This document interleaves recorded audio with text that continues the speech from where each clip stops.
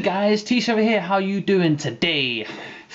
Ooh, last night Konami did some amazing thing and revealed Rubic Malebranche of the Burning Abyss. We were thinking about the card before it was released or revealed by Konami yesterday night, but the effect that everyone thought it was going to be, which for some reason someone came up with this random effect and everyone believed it for like a week, and then it got confirmed to be fake, and everyone just left it alone. But that effect, the fake one, that was incredibly broken, and a lot of people were like, nah, it would be good for the deck, but it would be quite a strong card. But like, people were like, no. If Burning Abyss, an already powerful deck, gets a card like this, oh my god, it would break the deck completely open. It draws, it does some special summoning, it makes making summoning Virgil very easy for the deck. Now, Virgil and Rubic they need to have a really good synergy with each other in order for the deck to push forward and maybe not rely on Tour Guide anymore, because in some essence, if you veil a Tour Guide, it stops them completely and they have to set a whole load of back row. It slows the deck down a hell of a lot. So Rubic and Virgil are going to push the deck in a new direction, which obviously Konami wants to take it. Of course, there is going to be more Burning Abyss synchros in the future, so we need to see how these tuners line up to the synchros so we know exactly what we're dealing with.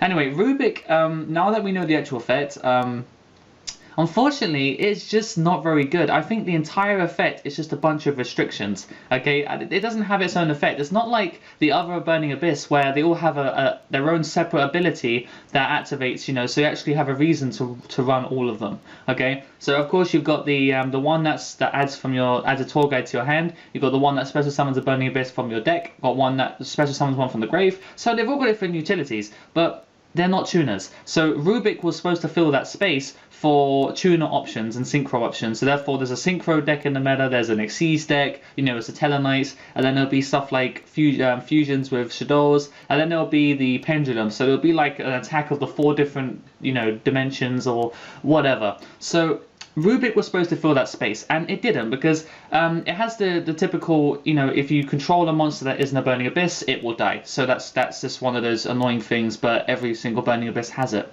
It cannot be used for synchro material except for the synchro summon of a Burning Abyss. So it can only be used when you have a Virgil, a secret rare from the set. So if you pull this card, this ultra rare, and you don't have Virgil, then you are fucked. It does absolutely nothing for you, because Tour Guide will prevent it from being usable as a synchro material. So it needs to be brought out via a Burning Abyss effect or by its own effect, and you have to have the right conditions in order to make use of it the best. The fake effect had it so that when it was sent to the graveyard, once per turn, you'd be able to special summon it back from the graveyard. So therefore, Rubic could be discarded for an effect, and then, or you'd be able to attach it for Dante, and then you'd be able to special summon another Burning Abyss with Dante's effect, you know, possibly milling something, and then you'd be able to get Virgil, and then you have a Dante and a Virgil, and then you maybe rank up Magic or something like that. That whole play just sounds incredibly fun. It sounds really meta. It doesn't sound overpowered, it just sounds really good and situational, because you may not mill with Dante. So that sort of RNG in the sense, you know, where you're not entirely sure if it's going to happen the way you plan it to. You could end up wasting resources in something that could not play out well. So that kind of thing was good. So the fact that you'd be able to special summon it from the grave was good. But Rubic doesn't do that anymore. So now you don't have any chance of doing that whatsoever. So you literally just have to use it for exactly what it's designed to do. Now Virgil doesn't require a Burning Abyss tuner. So in essence, you don't really need to run Rubic. I mean, I find it to be much more effective to completely disregard Rubic. Rubic does not exist as far as I can see, and Virgil can be summoned with a level 3 tuner. So use it with a Burning Abyss. You don't have to use a Burning Abyss. You can just splash in some kind of synchro level 6 engine. I don't know, maybe like TGs, or maybe something that can make level 6 of synchros really effectively and fast. And then you just use the Burning Abyss as the discard fodder for its effect. So if you need to, you can splash in stuff like Birdman, and then you can splash in stuff like Tour Guide. So Tour Guide gets the Burning Abyss, you do the Birdman, you get the Burning Abyss back to your hand, and then you summon Virgil, and then you discard the Burning Abyss that you just added back to your hand with Birdman. So that kind of thing.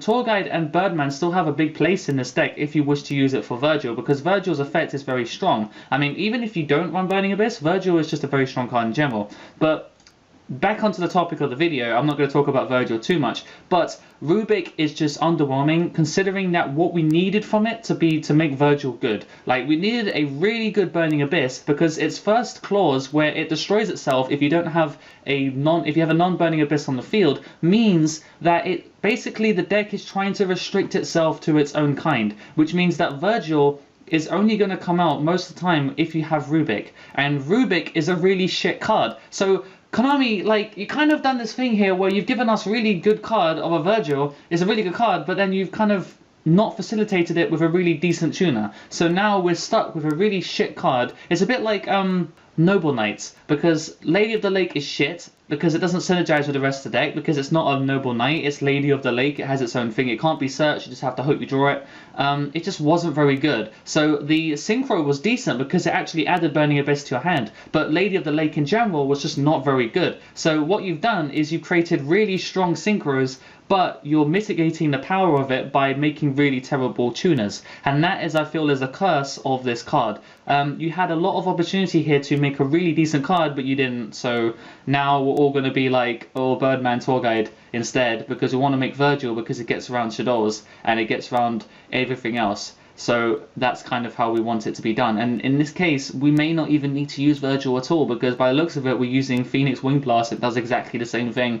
And Virgil will most likely never get destroyed and sent to the graveyard, because if you're playing the mirror, Virgil's going to go either back in your extra deck or it's going to get banished or something along those lines. It's not going to make the graveyard. So its second effect is not even that useful in the meta against with decks that don't even use Burning Abyss. So both cards are okay, but Rubic really fucked up and Konami messed up its effect, and now it's basically really terrible card. The artwork is fantastic though, but overall, you messed up, Konami. You just didn't quite get it, okay? You had one chance, and obviously you've had 6 months to plan this, and you didn't plan it very well, and now everyone's going to be deciding whether or not to either drop the deck, or continue playing it the way it is, or attempt to make use of this card, but then end up failing miserably, and then going, oh god, you know, what has Konami done? What a waste of an Ultra, you know? So anyway, thanks for watching, guys. Comment down your opinions below of Rubic, and maybe its synergy with Virgil, what you think of the combo, if you think it's still, if it's a relevant push, if it's a relevant way forward, and a fork in the road that you can take as opposed to the typical way that it is now, and think that you may be able to get some benefit out of it, because Rubic and Virgil basically have zero synergy with each other whatsoever, so except for the levels. So anyway, thanks for watching, guys, and I'll see you guys in a few days. Don't forget to like, comment, subscribe, and until next time, the Thetcglover is out.